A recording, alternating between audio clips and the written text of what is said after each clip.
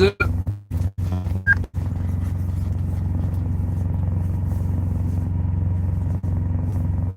Making some coffee. Oh, I don't know if anybody's even gonna come in here. Daniel Tommy. Jeez, dude, do you ever sleep? I got a thumbs up. Oh, there we go. Right lane here. You should be talking to Spectre.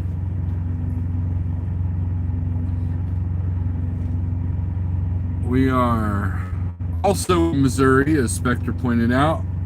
And it is cold here. It's cold. Ralph Floto, what's up? Ervaquero. Idling next to me. Got the AP running. Michael N, what's up? We got a couple of late night people in here. Michael, semi-truck driver, what's up? You're in Missouri also? Where are you at, Daniel? Holman Chimera, chilly. It is chilly. I believe it's like 25 degrees. We've come to that time of year where you got to worry about freeze protect. Luckily, the product I have is not freeze protect, but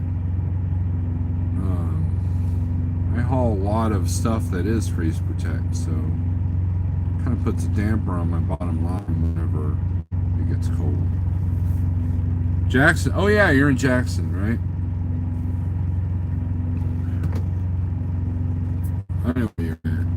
Fuel might gel. Not at 25 degrees. You're in Whiteland, Indiana.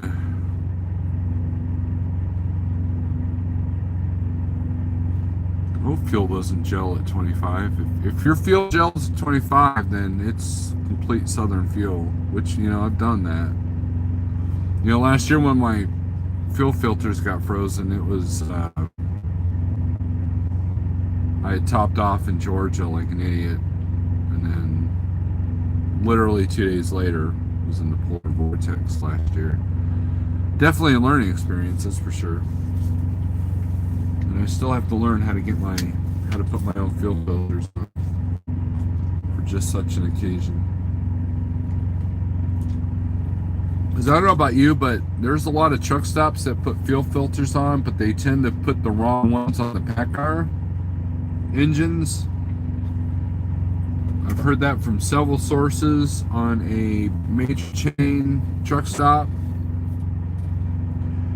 And when that particular truck stop changed mine out, I literally ran, I think, a week with those fuel filters, and then at that point I got a PM done at Kenworth and had them change them out again. But I've got a pretty good shop there in Springfield. They seem to treat me all right. So expensive, but they treat me all right. But I don't expect the whole. Gee, Steve, why are you up so late?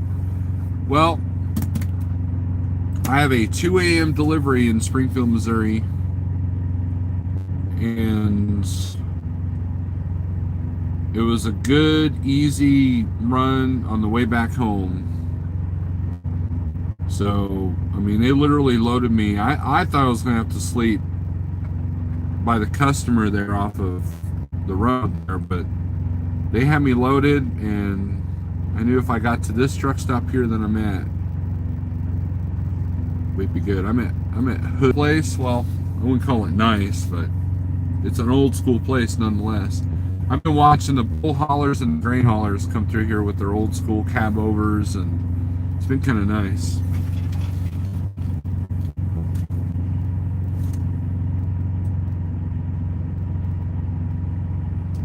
So we're gonna pour ourselves some coffee.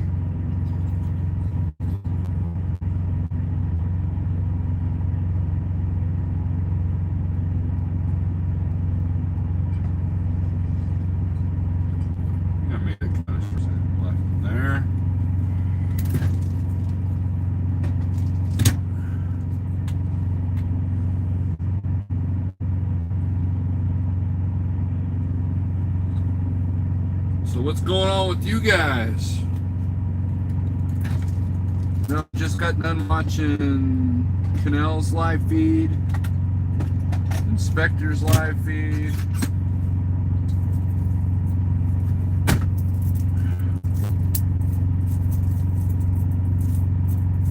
Talk about some spot market stuff if you guys want. Not that I'm an expert. And those of you who have YouTube channels, share this out. Let's get the word out since notifications don't seem to be working. Yep, this thing had a little bit more life. Here's a tip. Don't forget. Ah, shit. Uh-oh. Alright, we screwed up here.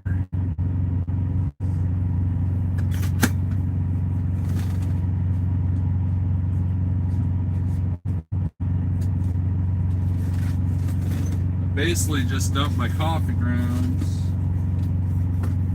on the table here.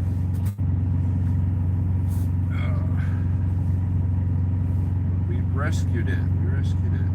Here's a little tip though. Don't forget to take the coffee filter with the coffee grounds out of the coffee maker before you go home. What a nice moldy mess.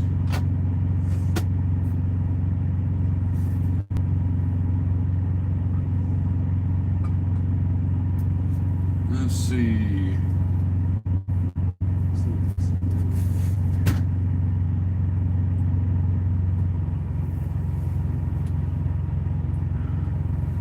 I don't know if the heat's going to work or not. I'm having issues with that with the carrier.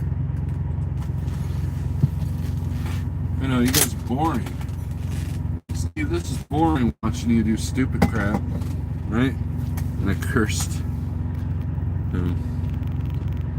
Texas Media Foundry, part-timer here. I just have to be on YouTube for once. Hey, Texas Motor Foundry Transportation Video Division, aka Tex Crowley. What do you do to freeze protect? The only thing you can do in a drive-in is idle your truck. So the idling the truck helps, but what you have to worry about is let's say your truck breaks down or you shut down for 2 days. That's where it could be kind of dangerous. So during that polar vortex last year, a lot of refugee units were running dry freight because they can do freeze protect and they can just run the temperature, warmer than the outside. But unless you got a heater in the trailer, which, I don't see too many trailers with heaters in them. I know like Sherwin-Williams puts heaters in their trailer and that kind of thing, but idling the shaking from the idling is supposed to keep it from freezing, but there's really not much you can do. So you have to use your judgment. I think if you're hauling soda, if it's non-diet soda, it'll freeze until about 18-20 degrees. If it's diet soda, it's a little bit higher because of the sugar. And then, bottled water, you're probably okay to a certain degree. And then, it's just to use judgment. But there's really not much a drive-in can do. And these new trucks, when they idle, they don't really vibrate a whole lot. I mean, there's like those new Freightliners, man. I've walked right by them and like, is that idling? It's so I don't know if that helps or not. But maybe it's this little truck stop right here.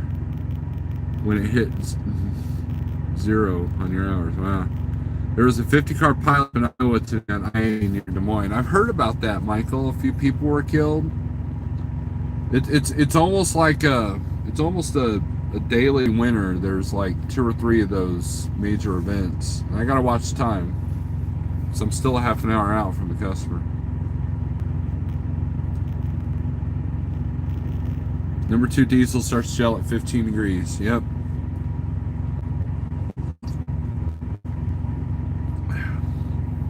That's good to know because that's about the time that you want to idle for the most part.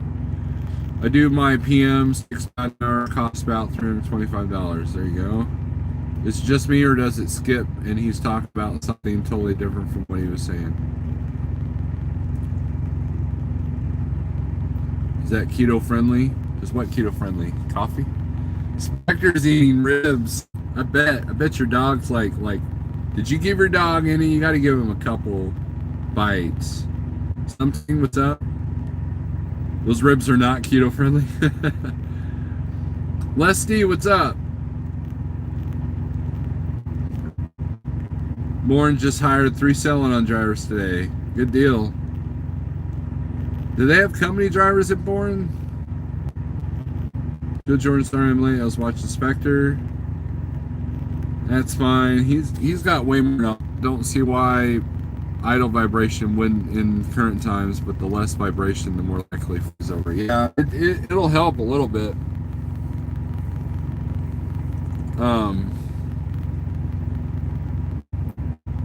But it could definitely be a mess. I had a friend of mine that he had a load of soda freeze on him, and it was a mess inside the trailer.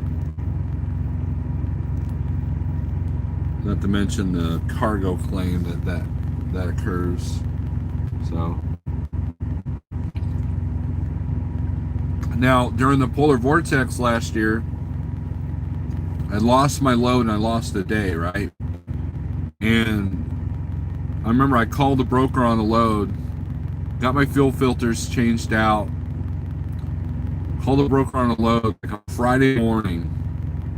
And it was a low. I was in London, Ohio. I was picking up a Columbus. I called him up. He's like, "Can you be there by 11:30?" And it was like 10:45. I'm like, "Yeah." And it was snowing pretty good. And I'm signing the rate con. I'm looking at it. And he's like, "Oh, it's because he just called it finished product, right?" So I called the guy up. I was like, "Dude, is this freeze protect?" It's I looked at the shipper. It was like soda. It was like Sprite or something like that. He's like, "You're good to 18 degrees." I'm like, "I don't know about that." So I called Jeff, confirmed it with him, and what Jeff and I did was we looked at the forecast. So he goes, "How far do you think you can get?" So, well, I know I can get to Cuba, Missouri today. He's like, "All right, if you can get to Cuba, it's supposed to be like 42 degrees. So you got to look at the forecast of where you're going, and if you're going to sit with that load, that's another strategy to have." Well, worst case scenario, I only get to Effingham, and Effingham's supposed to be 35 degrees, right? So it worked out well, and I was able to take that load, and that's when the shipper, I think, said that 18 degrees were fine. So, and there were other dry vans picking the stuff up, but it was just starting to warm up from that polar vortex.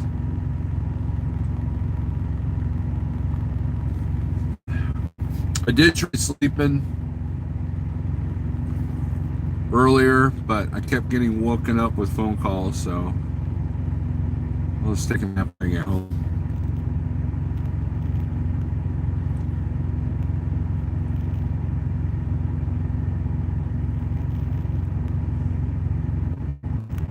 But, oh, they do have company drivers? Well, that's good, Michael. Chad Boblet made a kind of an interesting point. He made a post about,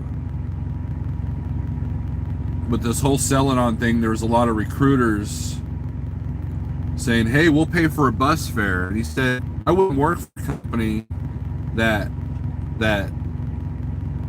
gives you just bus fare to get to their company." It's like, I know that Schneider Finance will get up to Green Bay or Charlotte or Phoenix, wherever your truck was. And now I don't think they do that, which is kind of lame. So, but no, there's some really bad advice out here in the YouTube world. And when it comes to spot market stuff, listening to Jay Cannell go through his numbers and his mind his mind, how his mind's working on looking at the loads and making the revenue. It's good to listen to people that are in the trenches doing it. And Inspector made a point that running the spot market it's kind of like the NFL. You know, it's definitely the big leagues. And I posted an article on my Facebook page that Justin Taylor put up from Merge Transit, and he said that he was talking about how instead of looking for the what and where, you should look for the how. Like instead of saying, well, where's the hot lane? You know, you ask somebody where the hot lane is, and you say, well, it's X. Justin Taylor was like, you should focus on the how. Okay, how do you know that? How did you find that lane? And I think that's a really important skill. I think a lot of people watch YouTube wanting direct answers, and I think that the channels to watch is how did you get to that answer? You know, like a lot of the stuff I tell you is mistakes that I've made. That's how I got these answers, right? And just learning through other people's experiences and my experiences. You know, Spectre was talking about don't be afraid of heavy loads when you're, depending on the terrain that you're at. You know, he explained his high toll bill with all the Northeast he runs, and that's one of the reasons why I don't run up there, is because I know that you have to know the difference of if you run a 45,000 pound load to, say, Carlisle, Pennsylvania, is that going to net you as much as, say, a 25,000 pound load that pays a little bit less per mile going to Columbus, Ohio from Kansas City, right? So the gross might be less on one load, but the net might be about the same, because you're not dealing with the heavy tolls, you're not dealing with the high fuel, you're not dealing with the with the hills of Pennsylvania. So sometimes you just got to go and just book what you can, but being selective can help your bottom line. Hard lesson for me too, as far as, am I being selective because I'm being lazy, or because I'm not wanting to get out of my comfort zone, or am I being selective because that's what helps the bottom line? And I think I've shifted from one to the other, right? And my goals have changed, So, little bike coach is in the house. LBC is first and me last.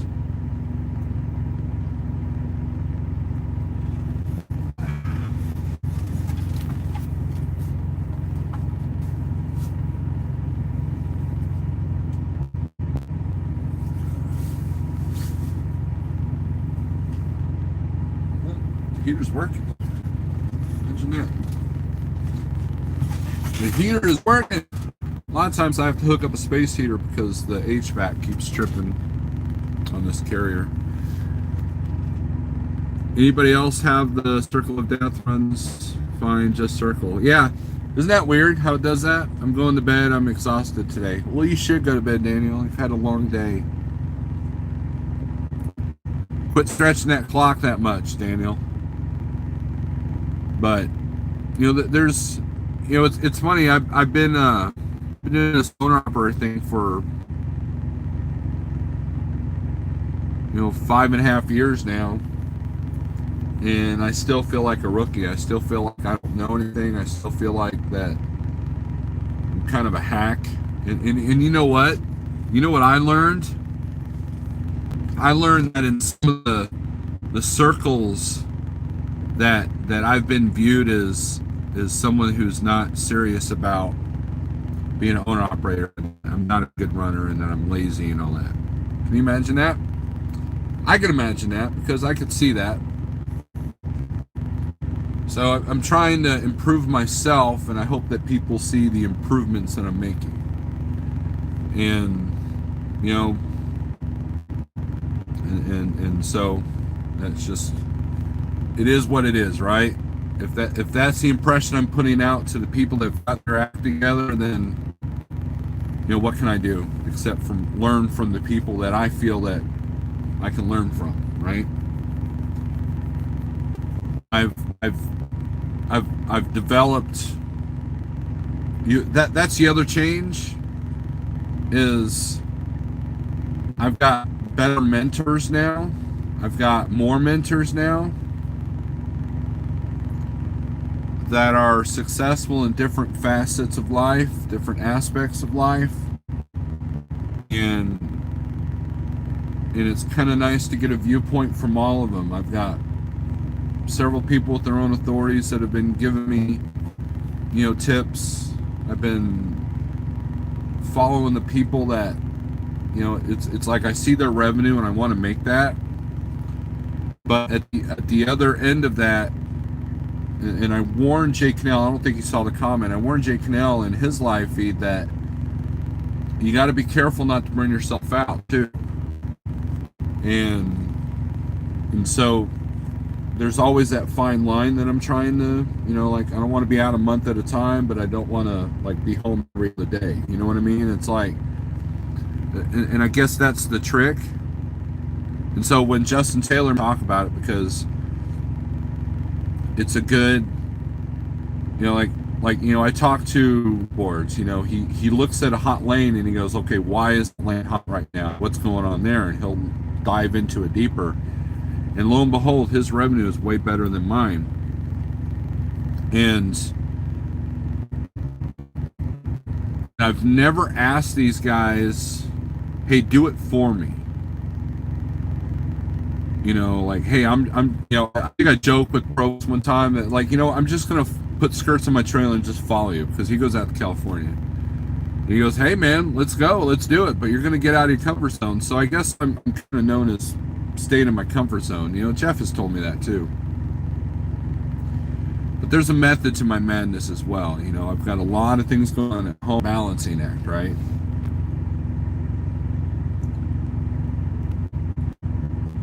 Most small businesses fail within the first 5 years. Yeah, and trucking's no different, Air Vaquero. Trucking is no different.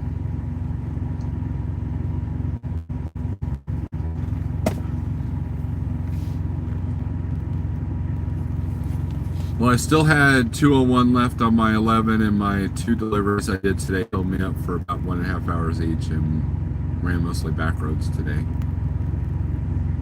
You must be doing something right. I think it's been a little bit of luck, a little bit of figuring some stuff out, but I really kind of credit my longevity with the people I've surrounded myself with. And I think it helps not being an a-hole, so people are willing to help me here. And the problem is I had surrounded myself with people that didn't want to be. They were afraid of hurting my feelings, so they didn't want to be honest with me of what I needed to do. So in a way, I kind of needed a kick in the butt, and I finally got it. But it's all, I think success is not defined, but I think success comes with the people you surround yourself. I'm dabbling in the real estate thing, so I'm dabbling in, or potentially dabbling in, other kinds of businesses, brick and mortar businesses in Springfield. So I've got people to help me there. And of course, I got the trucking thing, and there's a lot of mistakes I've made, but I've also set myself up to where those mistakes aren't going to wipe me out. Right? So it's all learning process,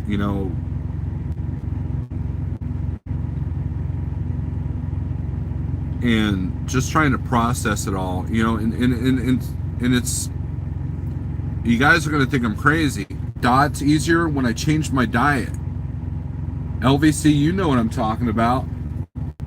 in my attitude changed in getting those bad foods out of my life. It was easier to make better decisions. I had more energy to do the work that I needed to do. I don't know,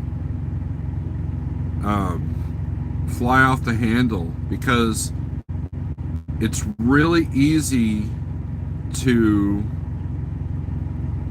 make business decisions based off of emotion.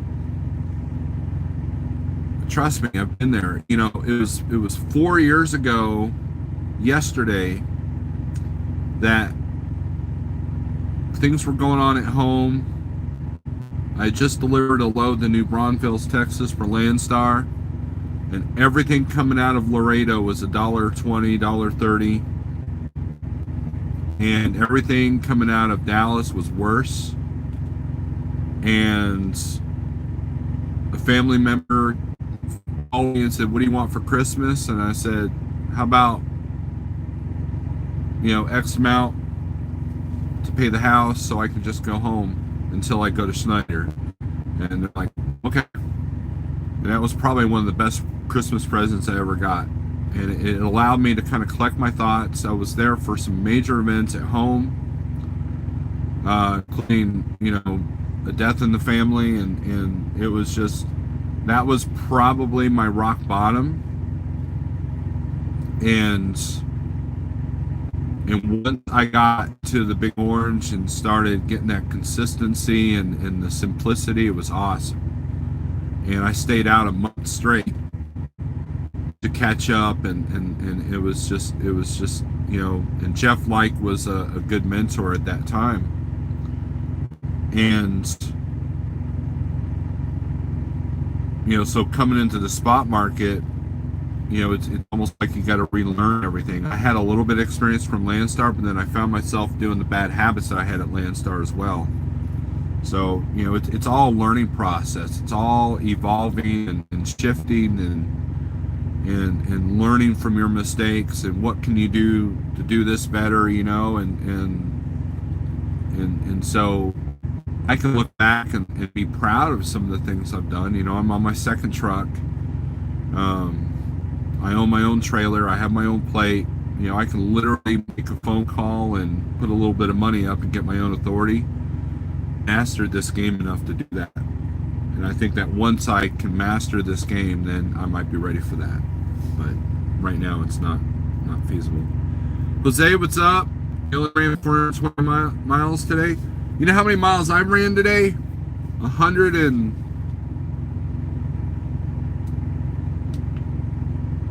I think 200.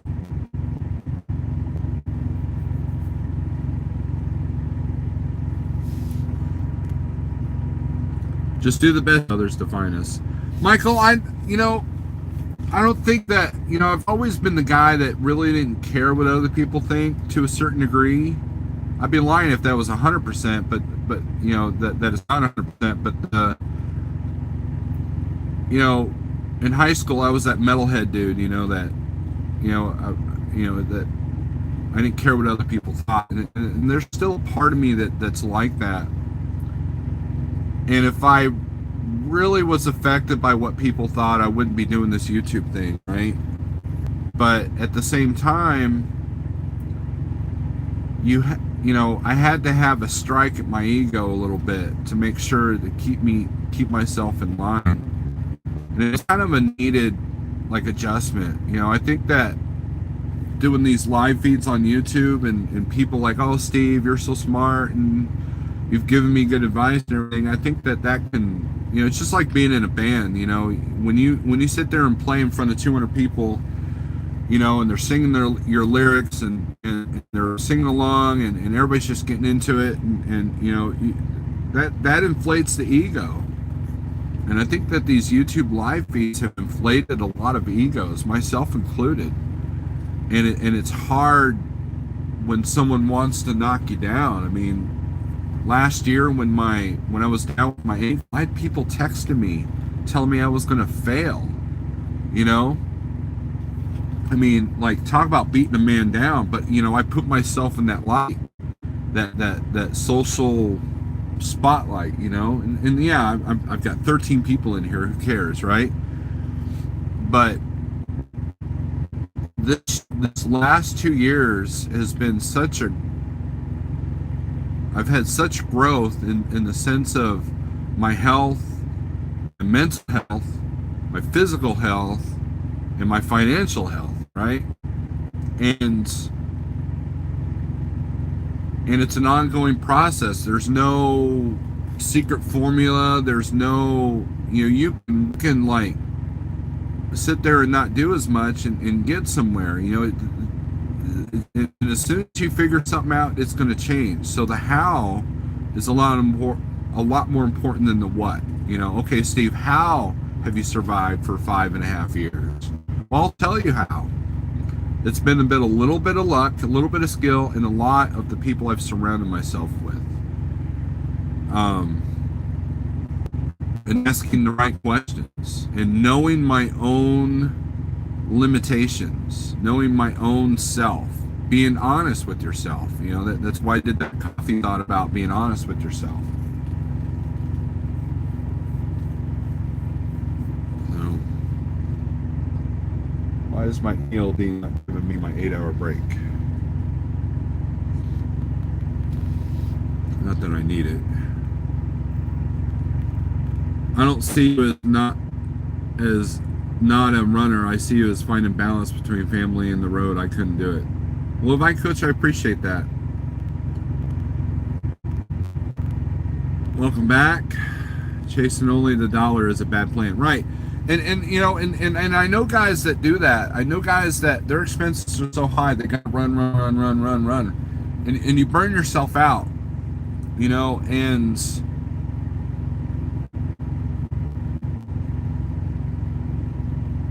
I thought it was ironic. There was another YouTuber that talked about money and home time and finding balance, and that person was at Schneider. But then when he went into the spot market and got a much more expensive cost, that person had to become a runner. And I think that,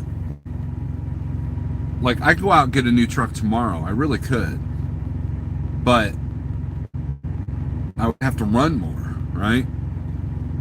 And not that I don't want to run more, is that I want to bring home more. So, save to the truck to the point that say a command. My relationships would suffer, you know, because my first 3 or 4 years as a truck driver, as a company driver, man, relationships suffered, you know, and it was tough, you know. I've got a really good support system at home now, you know. John Armstrong, what's up? You look so much better than your earlier bits, man. Yeah, and if you guys want to see my growth, go to my videos 3 and 4 years ago, and see what I'm, you know. Like, go to my early, like, I was watching one of my early videos of me being in the spot market. I was like, holy crap, I've learned a little bit, you know? So, it's been kind of nice. Off emotion when talking money, right? Got to go off numbers, right? YouTube is quiet tonight. I don't think so. I look upon you as a YouTube mentor a bit, but I also realize you're a human too, John. Well, I appreciate that. And I think that I should be getting my time back at 12:34. I think that's the most important thing. It's not that what I've learned, it's how I've learned, and that's the important part.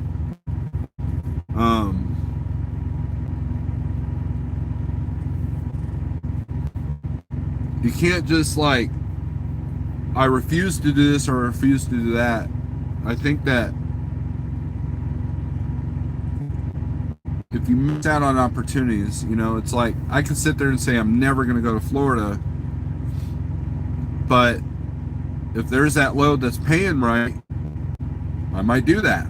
And but you got to have the knowledge to know that, well, how much does it have to pay to make it right, quotation marks, so you can deal with the hit coming out, right? And so now, with this being said, if you don't need to go home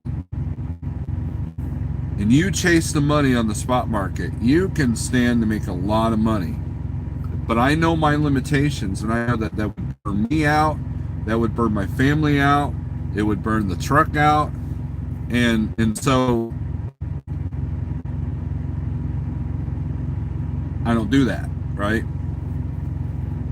But I also had to learn the hard way that you can't sit at home waiting for that home run load, waiting for the perfect scenario, waiting for just the right money at the right place at the right time, because it's never going to happen. And that was the lesson I had to learn. You know, that first load I get out of Springfield, man, I don't sit there and take $1 a mile or anything, but, you know, I'm like, which direction do I want to go? Certain times of the year, I look at the weather. If there's a huge snowstorm that's expected in the Midwest, I'll go southeast. If there's a huge storm expected in the southeast, I'll go east, right? So I never go to Denver because I don't have chains on the truck, unless it's summertime, which I haven't done Denver in the spot market yet. And then I haven't gone out west yet in the spot market. Did it a few times at Landstar, never did it at Schneider because those Casa Grande loads dried up and there's hardly anything coming back. But, you know, and I don't have skirts on the trailer, so I can't just like jump into California and go. So that might be a goal this year, is to, not that I want to go to California, but I see what some people are making coming out of there. And so I'm thinking about getting one of them scoop things that go underneath, not the skirts, but the little ramp looking thing.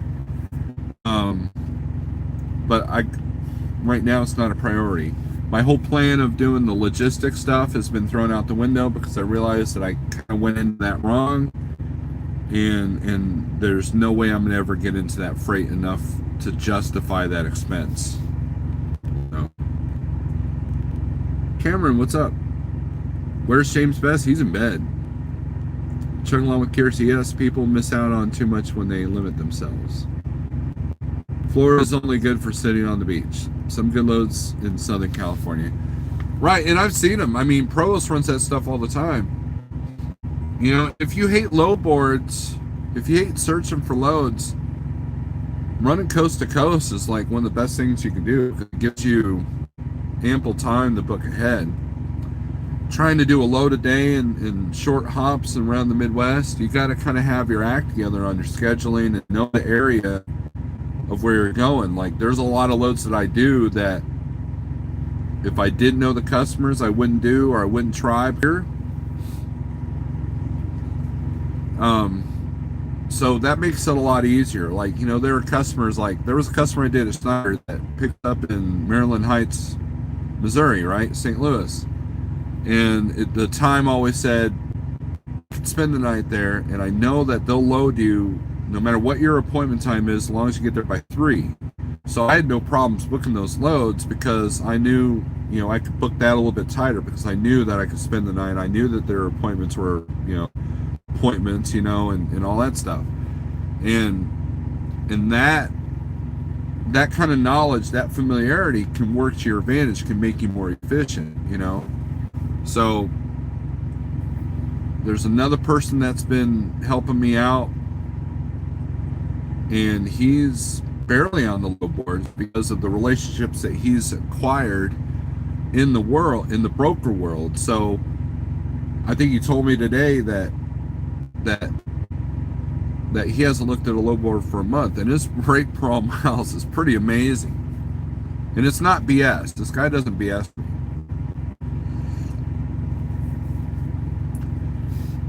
John Armstrong, short loads do pay better a lot of times, but sometimes it comes in waves. Sometimes the short game just isn't happening, and sometimes there's a $200 difference. Like, there's a load on the Click and Go app that goes from Pryor, Oklahoma to Fulton, Missouri.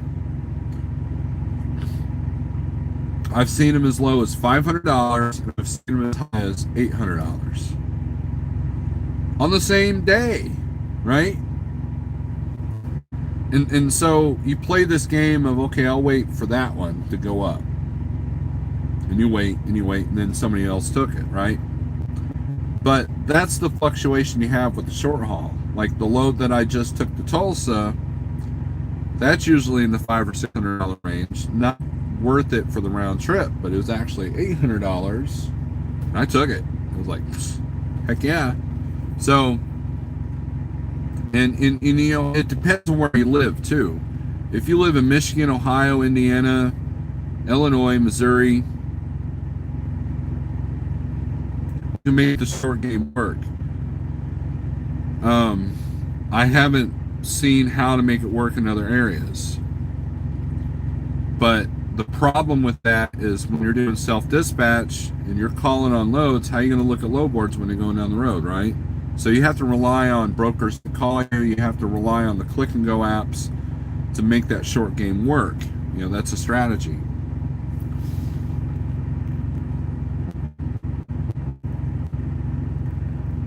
Ben Martz, what's up? How often are loads canceled? I've heard brokers driver shop. Check with the Cure. See that? There's a few brokers that do that, but for the most part, if a broker does that, you can blacklist that broker. In other words, you cannot use them. And each, like when you look at the dashboard, they have reviews. And so you look at the reviews, and usually the mega carrier brokers like Sage Robinson, us, not to be the guy that books a load, then finds something better and cancels that load and say, oh, my truck broke down, and then books another one. So, because you can blacklist yourself by doing that. So, are there brokers that do that? Yes, but because somebody else got it for a better price. So, I live out west and I drive to get good short load areas. Yep. Michael's back. Snow low. Good night, John. So it's now the other thing that's been not as hard for me to learn, but how to be efficient with fuel and things of that nature. So like I know people that started at Prime, and Prime really kind of teaches you how to run a business. They have you track your fuel mileage and your cost per mile and all these different things. And what you don't realize is that they're kind of training you, and they give you a ton of information. And you know, and a lot of people like gripe about Schneider. Oh, Schneider micromanages, right? But you almost have to micromanage yourself, and a lot of people aren't willing to do that. So when they have a bad year, they don't even realize it.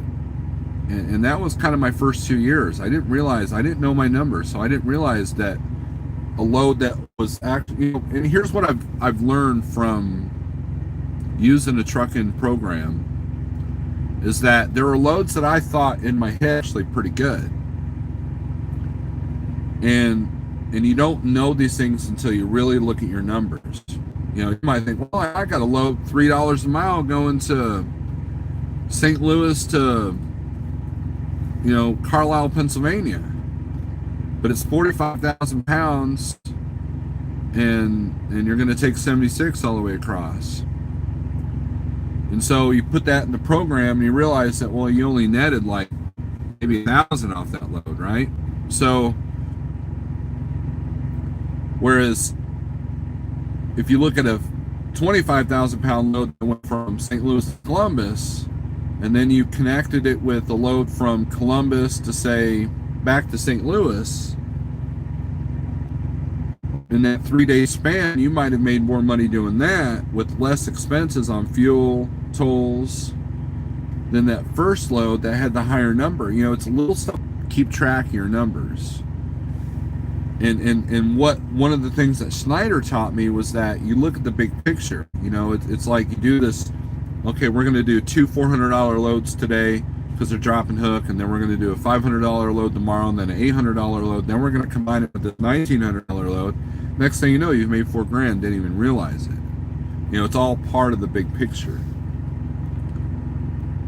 Maybe not most, maybe a good handful don't know. That's the key phrase. Most don't even know cost per mile or something similar. Right. Do you recommend starting out at a mega carrier? Ben, it just depends on your mentality. I'm not a huge fan of mega carriers. The only one I would do is owner operator is Schneider, because you pick and choose your loads, and they have a huge vast pool of trailers.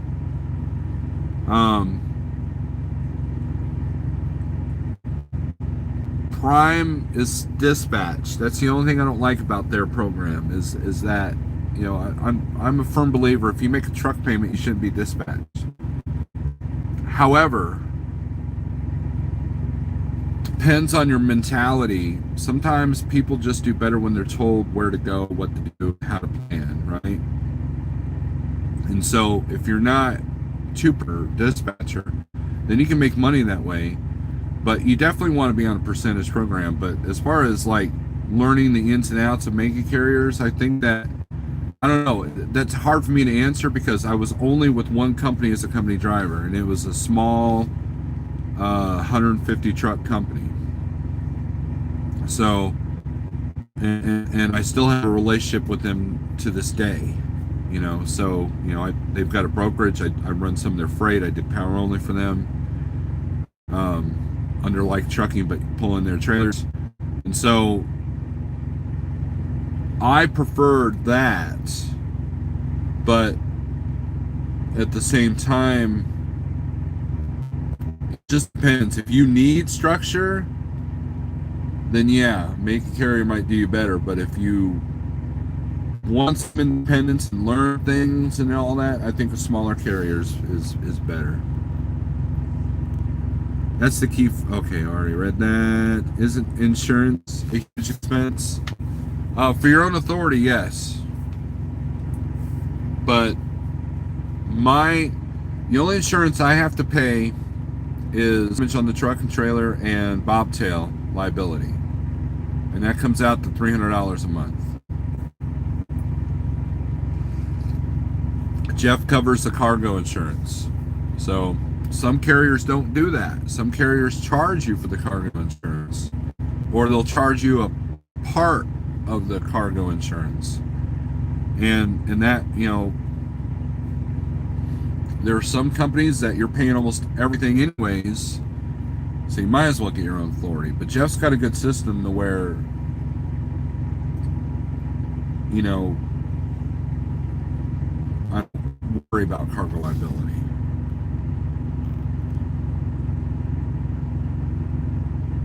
They have a new load selection they're checking for leaks. Well, you know, here's the thing. KLM tried it, and I think they're still trying it, and they had all these rules and stipulations. If Prime was smart, they would model it exactly like Schneider. And if they could model it exactly like Schneider, that would be one of the most awesome things for you guys. And what's interesting is everybody in the spot market is starting to realize the benefits of click and go, right? Oh, Uber's great, Convoy's great, Coyote's great, right? Man, I could click and go, I could book a load at 3 in the morning, blah, blah, blah, right? And I'm like, yeah, Schneider guys have been doing that for a long time. You know, Schneider's been doing that for 9 years, 10 years. And so it's like, the more brokers that you can do that is going to be huge. And they go by your algorithms, they go by what you like to do, they go by your performance rating, just like a regular broker would. And you can still you can even call Uber and negotiate the rate. You can say, hey, look, give me an extra 200 and I'll do it, right? And you know, sometimes they'll do it, sometimes I won't. it doesn't hurt to ask. Coyote's the same way. C.H. Robinson is click and go, but if it would be nice if TQL went to a click and go, so you wouldn't have to play the different cities games with them. And I feel that if they don't, they're going to miss out, because XPO's doing it and Schneider's working on platforms to do it in the spot market. So,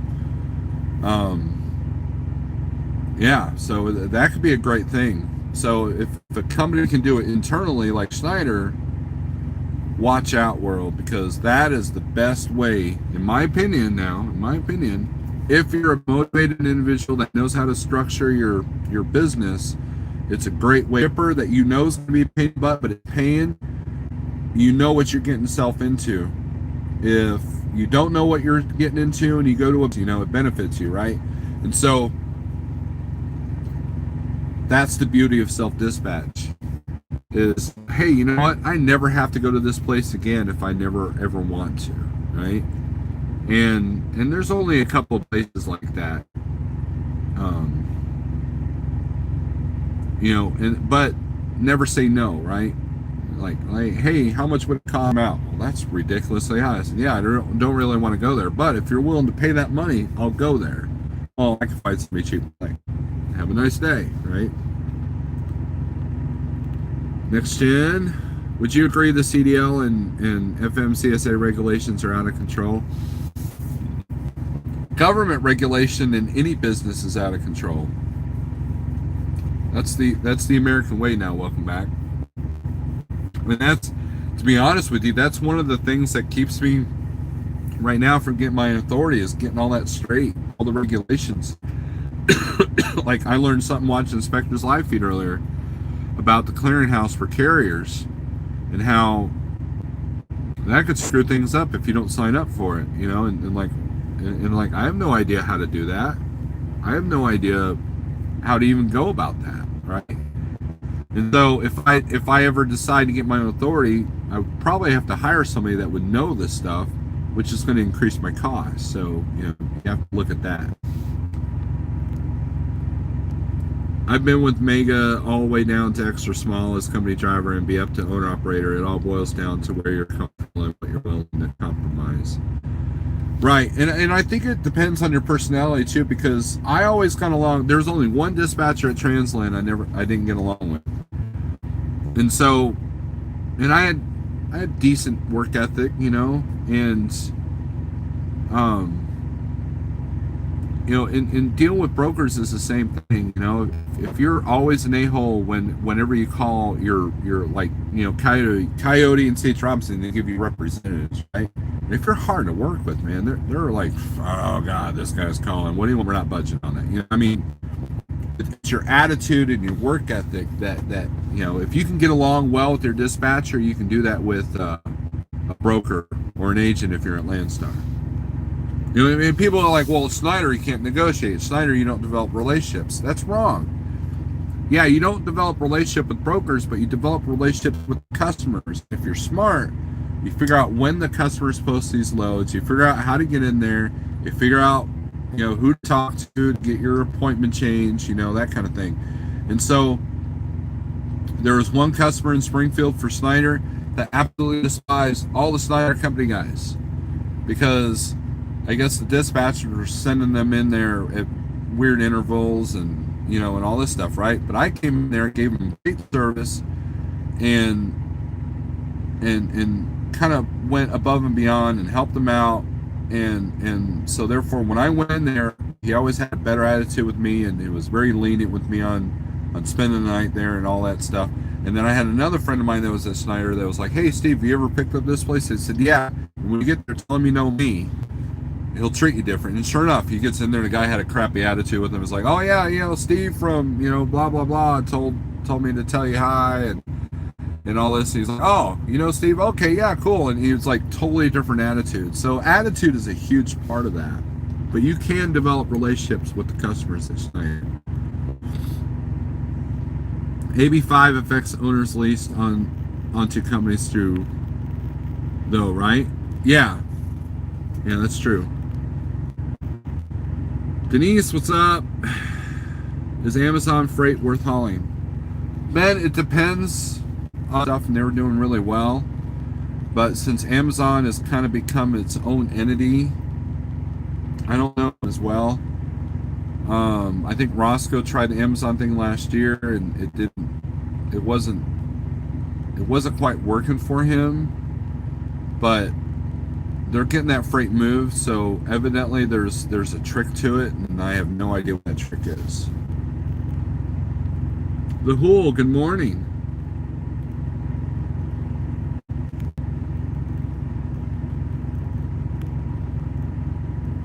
You wish you were smart, little white coach? You are smart.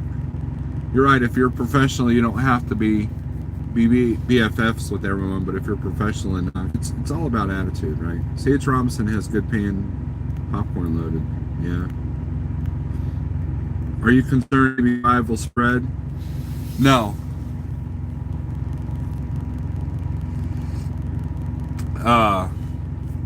Because there's too many corporations that would affect, and money rules the world. So California is seen as almost like a tax evasion, right? And what will happen is, before it spreads, AB5 will, the corporations will find a way to adapt to it or find a loophole. And at absolute worst, I will just get my own authority if that was to ever happen. But I don't think it'll spread. California does some weird stuff. Jersey already has a law in place, so I've heard that's similar to that. And Schneider's really cautious about that. They're very cautious about defining that line between company and contractor and that kind of thing. So I'm not too worried about it. Because I'm just not. So, yep. Oh, good job. I'm watching my clock. Very, very good, Evercoil. Yeah, I don't live in a communist state. All right, guys, this has been a good talk. I didn't expect to have this good of a conversation this late at night with 20 people. I think I had more people in this live feed than I did last night at prime time. My heater just shut off. So, thanks for watching. I'll keep this up for a minute for all you people that are driving through the night, and we'll see you in the morning. And have a good night. Be safe out there. See you.